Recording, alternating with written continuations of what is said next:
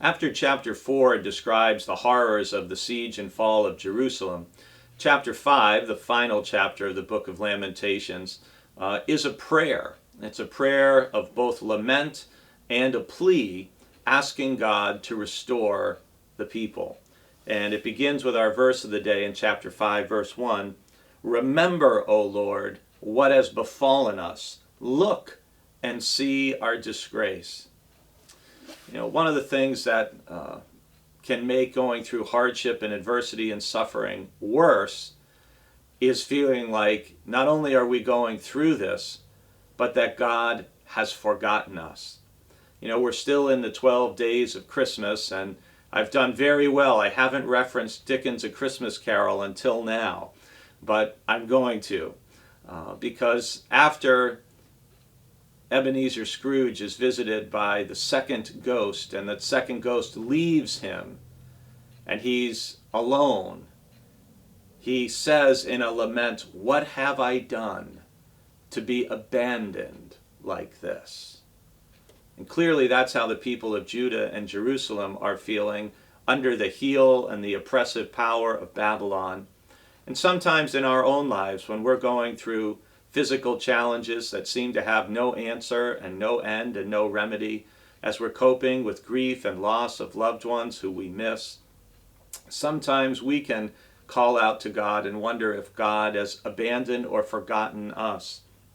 And so the people cry out to God to remember me, and how important it is to be remembered.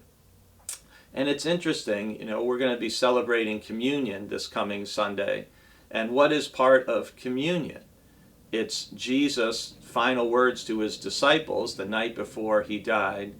And what does even Jesus long for?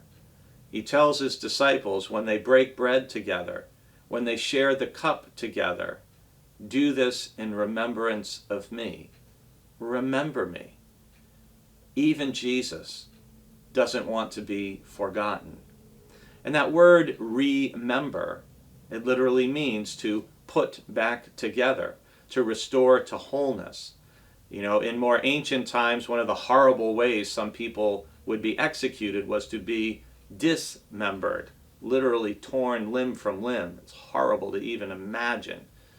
And so to be remembered is to be made whole, to be brought back together.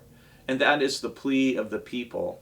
And that is a prayer that you and I can make as well, to ask God to remember us, to make us whole, to restore us to a better sense of health and contentment and peace and even joy. That's the prayer for the people who have survived this terrible siege.